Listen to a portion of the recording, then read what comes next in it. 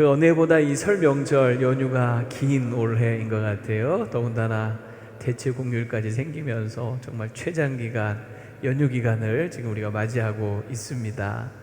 그러다 보니까 또 그 어느 해보다도 해외 여행객들이 또 많다고 하죠. 그래서 공항마다 지금 뭐 북적북적 아마 공항 이용객들이 역대급 아마 최고로 많다 하는 그런 이야기 아마 여러분 뉴스로 들으셨을 것 같아요.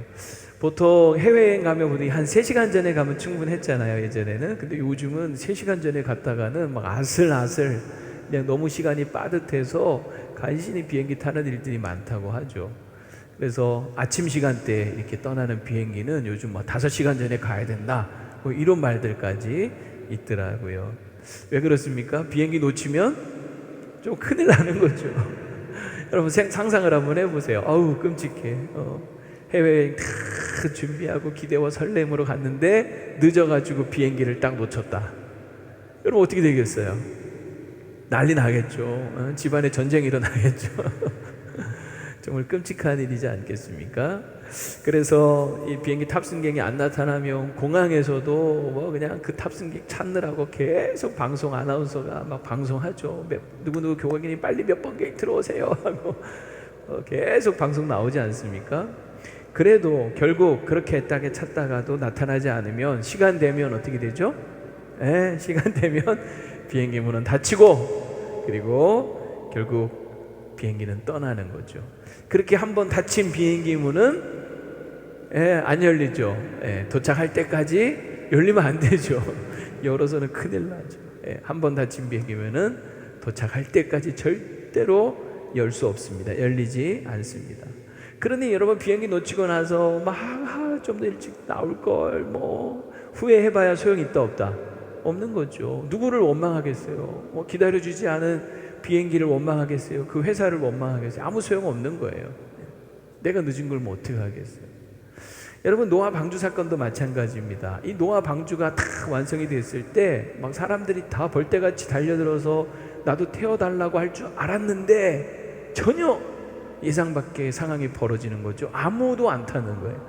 한 사람도 안 타는. 누구만 탔어요? 노아와 그 가족, 노아 그리고 그 아들 셈, 야벳, 또 노아 아내, 노아의 세 며느리 해서 총 8명만 탄 거예요. 8명만. 그리고 오늘 14절 15절에 보면 하늘 들짐승과 가축과 기는 것, 또 하늘의 새가 종류대로 다 이제 방주에 타는 거죠. 중요한 건 16절인데요. 이렇게 다 들어가고 나서 16절 하나님께서 그 문을 어떻게 하세요? 닫으시는 거죠. 문이 닫힌 거예요. 방주문이 닫힌 거예요. 방주문이 닫히고 나서 많은 사람들이 이제 막 홍수가 나고 비가 내리기 시작할 때 후회했을 거예요. 우리도 태워달라고. 하지만 여러분 그때는 이미 늦는 거죠. 방주문은 다시 열리지 않는 거예요. 한 번 닫힌 방주문은 홍수가 끝날 때까지 다시 열리지 않았습니다. 그러니 방주를 그 노아의 가족 외에 한 사람도 안 탔지만 후회하지 않은 사람 역시 한 사람도 없는 후회하지 않을 사람도 한 사람도 없겠죠. 다 후회했겠죠. 저걸 탔어야 되는데 그러나 아무리 후회해도 늦는 거죠. 이미 끝나버린 거죠. 그렇다고 누구를 원망하겠어요? 자기가 안 탄 걸 누구를 원망하겠냐는 거죠. 자, 여러분 이게 이제 홍수 사건 오늘 본문의 내용인데 이게 홍수 사건은 굉장히 성경에 중요한 그런 사건입니다. 이게 왜 중요하냐라고 할 때 이게 과거에 실제로 일어났던 전 지구적으로 일어났던 정말 그야말로 대규모 사건 아닙니까? 그러니 그 규모 면에 있어서 이렇게 큰 사건은 뭐 어디서 찾아볼 수가 없는 거죠. 그런 면에서 이 홍수 사건이 중요하기도 하지만 그러나 지금 오늘 살아가는 우리에게 이 홍수 사건이 더 중요한 건 뭐냐면 이게 과거에 그냥 한 번의 사건으로 끝나는 것이 아니라 이 사건은 결국 앞으로 다가올 미래에 일어날 주님의 재림과 함께 이루어질 최후의 그 심판에 대해서 미리 보여주는 사건이기 때문에 그래서 여러분 이 홍수 사건은 지금 오늘 우리에게도 의미가 있는 거예요. 그래서 오늘 홍수 사건의 이 교훈을 통하여서 앞으로 다가올 이 미래의 마지막 심판의 때를 우리가 어떻게 맞이하고 생각을 해야 될 것인가 한번 3가지로 살펴보려고 합니다. 첫 번째 이 홍수 사건의 교훈은 뭐냐면요. 하나님의 심판은 반드시 있다라고 하는 사실이죠. 노아 홍수는요 그냥 갑자기 어느 날 확 일어난 게 아니라 하나님이 미리 다 예고하셨어요. 120년 전부터 하나님께서 이 계획을 가지시고 노아에게 알려주시고 노아가 방주를 짓는 동안 사람들은 막 궁금해서 물어보지 않았겠습니까? 그럼 뭐 하는 거요? 아니 왜 산에다가 그 큰 방주 배를 짓는 거요? 그때마다 노아가 하나님의 의를 전파했죠. 하나님의 심판이 있을 것을 이야기하지 않았겠습니까? 그러니까 이미 이 홍수 사건은 그냥 어느 날 아무 예고 없이 확 일어난 게 아니라 이미 예고가 됐고 실제로 그렇게 예고하고 경고한 대로 실제로 일어난 사건이다. 그 예고한 그대로 이루어진 사건이다라고 하는 거죠. 그냥 괜히 한번 겁주려는 경고형이 아니었다라고 하는 겁니다. 그리고 실제로 홍수가 시작됐을 때는요, 정말 지면의 모든 것을 다 쓸어버릴 정도로 이 홍수는 강력했어요. 우리가 흔히 이 노아 홍수 뭐 쉽게 생각하면 우리 여름철마다 뭐 곳곳에서 뭐 홍수 많이 나잖아요. 어디서 비가 뭐 집중호우가 내렸다 하면 뭐 홍수 나고 뭐 짐 좀 뭐 몇 채 잠기고 뭐 농경지 잠기고 이런 정도로 생각이 쉽지만 절대 그렇지 않은 거죠. 실제로 이 성경에 일어난 이 홍수는 그저 오늘날도 우리가 흔히 볼 수 있는 그런 홍수의 수준이 아닌 것이었어요. 완전히 지구가 다 물로 덮여버리는 사건이었는데요. 창세기 7장에 보면 이 홍수가 어떻게 시작됐는지를 자세히 기록을 하고 있어요. 제가 한번 번호를 매겨봤는데 처음에 큰 기품에 샘들이 터지죠. 그 다음에 두 번째 하늘의 창문들이 열리고 그리고 세 번째 40주야 아침과 저녁으로 쉴 새 없이 비가 땅에 쏟아졌더라. 이게 홍수의 기록 세 가지 순서입니다. 자, 먼저 기품의 샘들이 터졌다. 이거는 뭐냐면요, 땅이 쪼개지고 갈라졌다 하는 그런 의미라고 보시면 됩니다. 여러분, 지금은 우리가 이 5대양 6대주가 이렇게 나눠져 있지만 옛날에는 이게 다 붙어 있었다는 거 아시죠? 그런데 이 홍수 사건 때 이게 대륙이 다 쪼개지고 갈라지기 시작을 한 거죠. 엄청난 지진이 일어난 거예요. 여러분, 그러면서 이 지진이 일어나면서 산이 이 땅이 막 찢어지고 쪼개지면서 어떤 일이 벌어졌을까요? 막 화산들이 막 터지는 거죠. 땅 아래 있던 마그마들이 솟구쳐 오르면서 화산이 분출을 하는 겁니다. 땅에 있는 산들의 화산이 분출. 재밌죠? 예, 재밌죠? 예, 잘 따라오고 계시죠?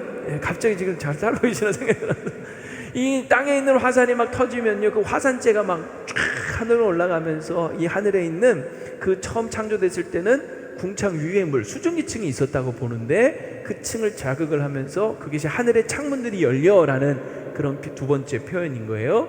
그 물층이 쏟아지면서 어마어마한 폭우가 그냥 막 들이치는 거죠.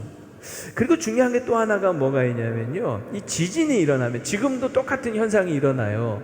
지진이 일어나면 땅이 흔들리는 거잖아요. 그러면서 땅이 약해진대요. 근데 지진이 계속 일어나면 이게 마치 이 흙이 물처럼 흐물흐물해진다는 거예요.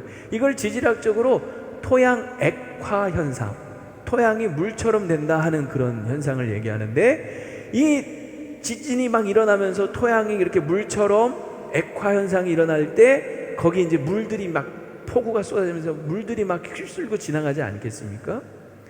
그러니 여러분, 그 흙들이 막 휩쓸려서 지나가다가 어느 낮은 곳에 쌓이기 시작을 하는 거죠. 그게 뭐예요? 그렇게 쌓인 것이 그 퇴적층이라고 하는 거, 우리 흔히 지층이라고 하는 거죠. 여러분, 대표적인 그 지층의 모습, 퇴적층을 볼 수 있는 곳이 미국에 가면 그랜드 캐니언이라고 있죠. 예, 제가 사진 좀 몇 장 준비를 해봤는데 혹시 여러분 가보셨습니까? 저는 2번이나 가봤어요. 예, 3번 가보신 분 앞에서는 제가 할 말 없습니다. 제가 감사하게도 2번 가볼 기회가 있어요. 처음에는 그냥 정말 별 생각 없이 친구들하고 같이 가서 와, 정말 딱 하면 이 소리밖에 안 나고 와. 그래서 이제 보통 사람들은 저 어마어마한 퇴적층을 보면서 와, 이게 도대체 얼마 동안 쌓인 거야? 막 이러면서 수십만 년, 수백만 년, 심지어는 뭐 수억 년 동안 쌓인 거야? 이렇게 이제 생각들을 많이 하는 거죠. 근데 제가 감사하게도 2번째 저기 갔을 때는 창조과학 탐사라고 하는 그 팀에 같이 합류해서 가게 됐어요. 근데 그때 저희를 안내해 주셨던 분이 누구냐면 이재만 교수라고, 이분은 지질학을 전공했던 분이에요. 그런데 이제 선교사로 저기 가이드로 안내를 하면서 이것이 어떻게 형성됐는지, 그 지질학자니까 자기도 저기서 계속 연구를 하는 거죠. 그 설명들을 쭉 이렇게 들은 적이 있어요. 여러분이 그랜드 캐니언 어마어마합니다. 일단 길이가 저런 협곡이 저런 지층이 443km라고 하죠. 길이만 443km. 저 폭은요 제일 넓은 데가 29km까지 나간다 그래요. 그냥 우리 한반도 뭐 한 절반 이상 되는 거죠. 그리고 높이라고 하죠. 높이가 높은 데는 한 2km까지 된다 그래요. 높이만 2km예요. 그래서 저기서 떨어지는 동안 충분히 회개하고도 남는 그런 충분한 시간이 있다. 뭐 이런 농담도 하시더라고요. 이게 정말 어마어마한 겁니다. 근데 보통 사람들은 저런 퇴적층 너무 크니까 저게 뭐 수십억만 년, 수백만 년 이렇게 오랫동안 세월과 함께 쌓였다라고 생각을 하지만 저게 지질학적인 이재만 교수 설명에 의하면은 저게 그렇게 오랜 세월 쌓일 수가 없다는 거예요. 여러분 딱 보시면 시루떡처럼 정말 그 지층들이 고르지 않습니까? 여러분 저 퇴적층은 주로 저게 어디서 쌓이는 거죠? 물 위에서 쌓입니까? 물 아래에서 쌓입니까? 물 아래에서 쌓이는 거예요. 절대 물 위에서 저렇게 쌓일 수가 없는 거죠. 물 아래에서 흙이 흘러내려가면서 쌓이는 건데요, 저렇게 고르게 쌓일 수 있는 것은요 순식간에 물들이 휩쓸려 가면서 저렇게 쌓인다는 거죠. 그리고 대규모 저런 지층이 생길 수 있는 것은 그만큼 대규모 어마어마한 그런 큰 격변이 있지 않으면 저런 퇴적층이 쌓일 수가 없다라고 합니다. 저것이 물 아래에 있다가 홍수가 끝나면서 물 위로 올라온 모습이 지금 저 모습이다라고 하는 겁니다. 그런데 저기서 참 의미 있는 것이 뭐냐면요, 저 그랜드 캐년에 가면요 3가지 종류의 그 층들을 발견을 할 수가 있는데, 자, 한번 생각을 해보세요. 처음 하나님께서 지구를 창조하셨을 때, 오늘 하나님이 창조하실 때 맨 처음 창조하실 때는 지구가 물로 그냥 덮여 있지 않았습니까? 처음 그 땅이 있겠죠. 원래 그 처음 땅 창조할 때 그 땅이 있고, 그 땅이 셋째 날 바다 위에서 위로 솟구쳐 올라오죠. 지각 변동이 있었다는 거예요. 지각 변동이 있으면서 올라온 그런 땅이 있었어요. 그리고 지금 우리가 보고 있는 홍수 사건이 있는 거죠. 자, 이 3가지 층을 저 그랜드 캐년에 가면 다 한 번에 볼 수 있다는 거예요. 하나님이 처음 창조하셨을 때 땅도 저렇게 드러나 있답니다. 단단한 기반암으로 굉장히, 지금 저 사진에서는 잘 안 보이지만 검해요.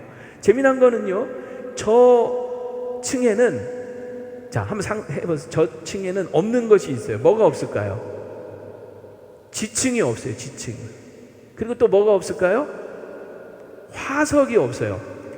자, 저걸 한번 표로 한번 보시면, 홍수 전에 처음 창조됐던 땅은 그냥 기반암 그 자체인 거예요. 그래서 그거는 그대로 지층도 없고 생명이 아직 창조되기 전이기 때문에 화석도 발견되지 않아요. 근데 셋째 날 이게 지구가 지각 변동에서 한번 이렇게 융기할 때에 그때 물에 많은 휩쓸림들이 있었겠죠. 그것에 의해서 쌓인 지층이 발생을 합니다. 그게 셋째 날. 그러나 그때도 역시 뭐는 없어요? 화석은 없어요. 아직 생명이 나오기 전이기 때문에. 그리고 그 3번째 홍수층에는요, 그 다음부터 어마어마한 화석들이 막 나오기 시작을 하는 거예요. 여러분, 화석이라고 하는 것이 어떻게 형성됩니까? 이 동물이 죽어요. 그냥 자연 상태에서는 어떻게 되죠? 그냥 부패하고 썩어서 사라지고 말아요. 그런데 지금 화석으로 남아있는 것들은 어떻게 생성된 거냐면, 자연 상태로 그냥 썩어서 된 수가 없고 갑자기 죽은 상태에서 썩기 전에 매몰돼 버리는 거죠. 흙더미에 매몰되는 거예요. 아니면 때로는 살아있는 채 그냥 매몰이 되는 거예요. 그래서 그 상태에서 흙들이 계속 쌓이면서 고압과 또 지구 그 마그마 뜨거운 열기에 의해서 그냥 그것이 그대로 화석으로 남는 거거든요. 그런데 홍수 때 여러분 어마어마한 격변이 일어나면서 수많은 생물들이 그렇게 여러분 매몰된 거죠. 흙더미에 매몰되면서 화석으로 남는데 그 증거들이 저 홍수층에 보면 수없이 많이 발견된다는 거예요. 다른 쪽에서도 봐도 저런 식으로 첫째 층, 첫째 날층, 셋째 날층, 그리고 홍수층으로 구분이 된다는 거예요. 가까이 가서 저렇게 다 조사를 해보면 맨 아래층에는 지층도 없고 화석도 없고, 중간에는 지층은 있고 화석은 발견 안 되고, 갑자기 어느 순간부터 지층도 있고 화석도 어마어마하게 쏟아져 나온다. 성경의 역사 그대로 보여주는 것이 저 바로 그랜드 캐년이라고 하는 거죠. 그러니까 여러분, 이 홍수는요, 그냥 어느 한 지역에서 잠깐 일어난 국지적인 홍수가 아니라 전 지구를 덮었던 저 어마어마한 그런 퇴적증이 형성될 만큼 어마어마한 그런 대격변, 전 지구적 사건이었다. 그 증거가 저런 대규모 퇴적층, 그리고 수없이 많이 발견되는 화석들이다라고 보시면 되겠습니다. 자, 그런데요, 이 육지에서 이렇게 이 화산이 터질 뿐만 아니라 이 깊은 그 바닷속에서도 화산이 막 터지는 거죠. 이걸 해저 화산이라 그래요. 여러분, 지금도 해저 지진이 일어나잖아요. 해저 지진이 일어나면 어떤 현상이 일어나죠? 쓰나미가 일어납니다. 쓰나미. 근데 이 쓰나미가요, 어느 정도 빠른 속도로 움직이냐면은 시속 600에서 800km 정도까지 속도가 난다는 거예요. 여러분, 시속 800km면 비행기가 날아가는 속도입니다. 이 해일이 육지로 점점 다가오면서 점점 색이 거세지면서 나중에는 막 30m, 60, 50m까지 높이로 물기둥이 생기는 거죠. 물벽이 생기면서 그게 600km, 800km 속력으로 육지를 덮친다라고 한번 생각을 해보세요. 모든 것을 다 파괴시켜 버리는 겁니다.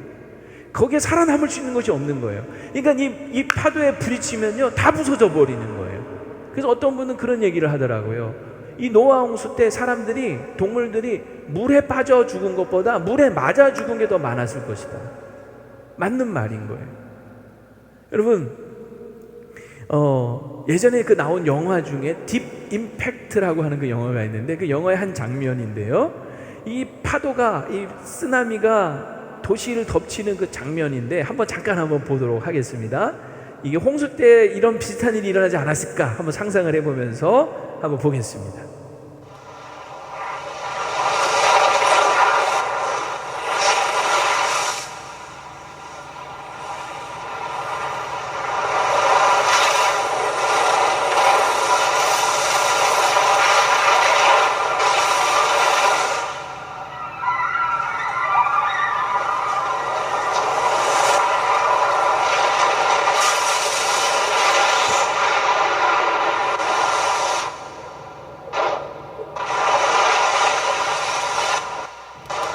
네, CGT가 팍팍 나죠? 예, 좀 오래된 영화고 그래서 CGT가 팍팍 나긴 하는데, 저랬을 거라는 거죠. 정말 어마어마한 쓰나미가 덮치는 거예요. 그러니까 피할 수가 없는 거죠. 도망갈 수가 없어요. 아무리 빨리 뛰어도요, 도망갈 수가 없는 거예요. 그래서 오늘 23절 말씀에 보면 그야말로 쓸어버림을 당하는 거예요. 정말 대재앙이지 않았겠습니까? 정말 생지옥이 따로 없었을 겁니다. 그렇게 물이 점점점 차올라서 17절에서 20절에 보면은 17절에는 물이 많아졌다 그랬고, 18절에 물이 더 많아졌다 그랬고, 19절에는 물이 땅에 더욱 넘쳤다라고 했고, 20절에는 물이 불어서 어디까지 올라왔어요? 15규빗이나 오르니 산들이 다 잠겨버린 거예요. 15규빗이면 약 6.8m 정도 됩니다. 그러니까 모든 산 꼭대기까지 6.8m 이상 다 덮여버린 거죠. 그러니 그 상황 속에서 살아남을 수 있는 것은 없다라고 하는 거죠. 자, 무엇을 말씀드리고 싶으냐? 이 노아 홍수 사건은요, 그냥 지어낸 이야기가 아닌 거예요. 그리고 어디 한 구석에서 일어난 사건이 아니라는 거예요. 지구적으로, 전 지구적으로 일어난 분명한 역사적 사건입니다. 믿으시기 바랍니다. 그 증거들이 지구 곳곳에 남아있어요. 자, 이것이 무엇을 말하느냐? 마지막 심판의 때도 반드시 있다라고 하는 거죠. 홍수 사건을 처음 예고했을 때 사람들은 그것을 농담으로 여기기도 했어요. 조롱했을 거예요. 막 노아를 보면서 비웃으면서 야, 말도 안 된다 그랬을 거예요. 그러나 홍수는 실제로 일어났죠. 지금 하나님의 그 심판을 얘기할 때도 사람들은 이것을 농담으로 생각하는 사람이 있어요.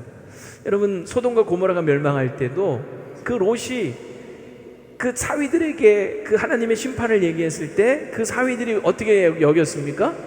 농담으로 여겼어요. 아니, 장인 어른께서 지금 말씀하시는데 농담으로 여겨서 사위들이 말이 됩니까?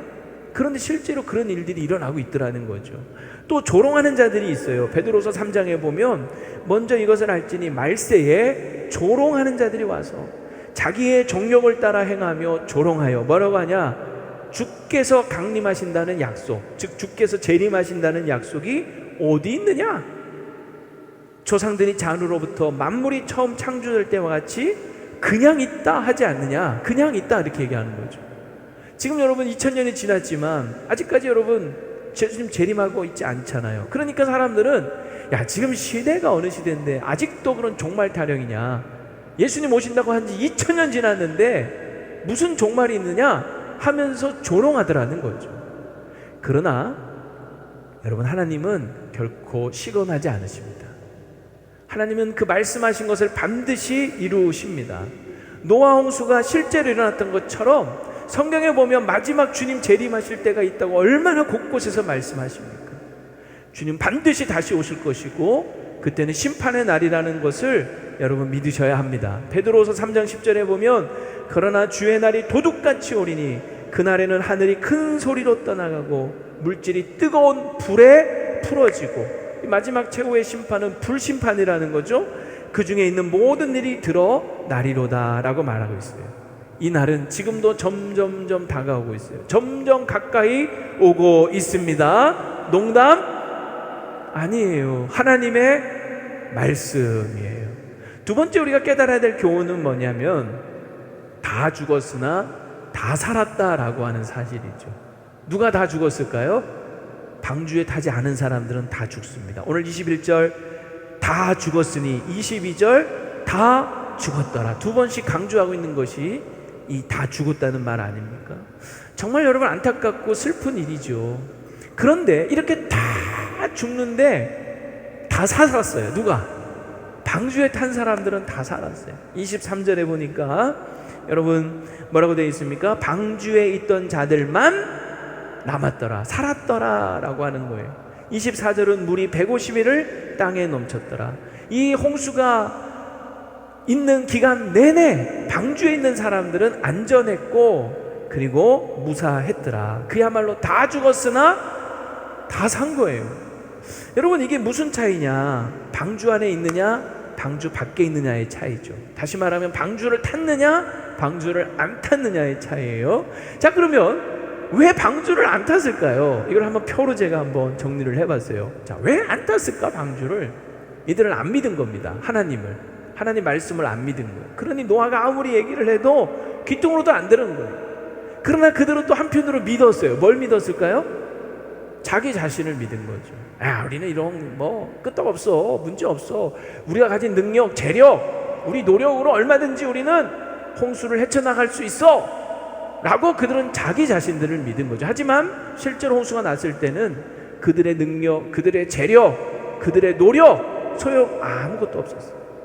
살려고 발버둥을 쳐봤겠지만 그 홍수에서 살아남을 수가 없었습니다. 사람이 감당할 수 없었던 거죠. 결과는 뭡니까? 다 죽었다는 거예요. 하지만 노아와 그 가족들은 왜 탔을까요? 자, 왜 탔을까? 그들은 안 믿은 거예요. 뭘 안 믿었을까?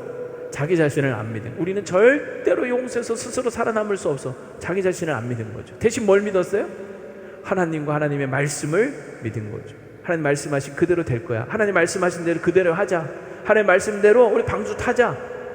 결국 여러분 결과는 뭡니까? 다 살았다라고 하는 거죠. 그러니까 여러분, 이 노아와 그 가족들이 산 것은 믿음으로, 하나님의 말씀을, 하나님을 믿는 그 믿음으로 산 것이었습니다. 자, 여러분, 이것이 무엇을 의미하느냐? 최후의 심판 때도 마찬가지예요. 주님이 재림하실 때 다 죽을 겁니다. 그러나 예수 그리스도 안에 있는 자들은 다 살 것입니다. 예, 2부 때보다 확실히 아멘이 컸어요. 감사해요. 예, 조는 사람이 좀 적은 것 같아요. 여러분, 다시 말씀드립니다. 재림의 때에 주님이 심판하시면 다 죽어요. 하지만 예수 그리스도를 믿는 자는 예수님 안에서 마치 방주 안에 있는 노아와 그 가족들, 그 모든 동물들이 살았던 것처럼 예수님 안에서 다 삽니다. 죽음이 침몰하지 못합니다. 여러분, 어떤 것도 여러분을 해하지 못합니다. 예수님 안에 있으면 우리는 안전한 거예요. 예수님 안에 있으면 우리는 구원을 받습니다. 요한복음 5장 24절 아닙니까? 뭐라고 되어 있죠? 내가 진실로 진실로 너에게 이르노니 내 말을 듣고 또 나 보내신 이를 믿는 자는 영생을 얻었고 심판에 이르지 아니하나니 사망에서 생명으로 옮겼느니라. 할렐루야. 예. 세 번째 우리가 깨달아야 될 오늘 말씀의 교훈은, 그래서 문이 닫히기 전에 우리가 해야 할 일이 있다라고 하는 사실이죠. 하나님은 이 죄악된 세상을 심판하지 않을 수가 없었어요. 그래서 다 죽여셔야만 했지만, 그러나 사실 하나님은 다 살리고 싶으셨어요. 그래서 방주를 예비하라고 하실 때 그 방주를요, 그저 노아 8 식구들만 탈 정도로 조그만하게 만들려고 하지 않으셨어요. 물론 그 시대에 많은 동물들을 다 같이 태울 필요도 있었지만, 동물들을 다 태우고도 훨씬 남을 만큼 큰 배를 만들려고 하셨어요. 여러분, 제가 한번 새벽 예배 때 한번 보여드린 자료인데요, 한번 잠깐 보실게요. 이 노아 방주의 규모가 어느 정도 크기였냐면요, 길이가 300규빗 약 138m, 광 폭은 얼마? 50규빗 약 23m, 높이는 고는 30규빗 약 14m 정도 됩니다. 이게 어느 정도 큰 거냐면, 길이로만 따졌을 때 축구 경기장이 지금 120m라고 그래요. 120m. 여러분 100m 달리기 해보셨어요? 거기서 20m를 더 가야 돼. 그런데 여러분, 그 축구 경기장보다 길이가 더 긴 거예요. 18m나. 어마어마한 크기죠. 그래도 실감이 잘 안 나실 수 있는데, 저 규모로 만약 오늘날 배를 만든다면 배수량 약 2만 톤 정도가 나온다고 해요. 근데 이 배수량 2만 톤이라고 하는 것이 어느 정도냐면요, 우리나라 지금 현재 가장 큰 배가 독도함, 이 배가 배수량이 14,500톤이라고 합니다. 그러니까 저 배보다 더 크다는 거죠. 저기에 탈 수 있는 승조원이 300명, 상륙군이 700명, 1000명이 탈 수 있고, 거기에 각종 무기를 다 실어도 만재 배수량이 18,800톤이라는. 근데 방주는 저거보다 더 크다는 거죠. 요한 휘버스라고 하는 네덜란드 사람이 방주를 실제로 비슷하게 만들었어요. 조금 차이가 나지만 길이 125, 너비 29, 높이 26m짜리 저 방주를 실제로 만들었는데요, 저 방주가 실내 연면적만 16,528제곱미터, 약 5,000평. 예, 여러분 5,000평 집에서 산다고 한번 생각해 보세요. 저 5,000평 정도 되면요, 사람만 그냥 태우면 5,000명도 더 태울 수 있다는 거예요. 이제 어마어마한 크기로 만들려고 하신 겁니다. 왜 이렇게 크게 만들려고 했을까? 고작 8 식구 태우려고? 그 시대에 아무리 그 짐승들을 종류대로 다 태워도요, 적재 공간이 3분의 2가 남는 거예요. 거기에 뭐 온갖 곡식들, 먹을 음식들을 저장해도 충분한 공간이 남을 만큼의 큰 배였다라고 하는 거죠. 왜 이렇게 하셨을까? 하나님의 마음을 한번 생각을 해봤어요. 하나님은 더 많이 태우고 싶지 않았습니다. 한번 생각을 해보세요. 만약 누군가가 그 시대에 저 방주를 태워달라고 문이 닫히기 전에 저도 타고 싶어요 하고 손들고 뛰어왔다면 태웠을까요? 안 태웠을까요? 분명히 저는 태웠을 거라고 믿습니다.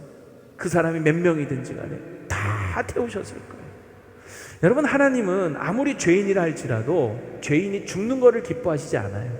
그 죄인이 회개하고 돌이켜서 사는 것을 기뻐하십니다. 에스겔 33장 11절, 너는 그들에게 말하라. 주 여호와의 말씀이니라. 나의 삶을 두고 맹세하노니. 하나님 말씀, 내가 나의 삶을 두고 맹세한다. 나는 악인이 죽는 거 기뻐하지 않는다. 오히려 그 악인이 그의 길에서 돌이켜 떠나 사는 것을 기뻐하노라. 그런 이스라엘 족속아, 돌이키고 돌이켜라.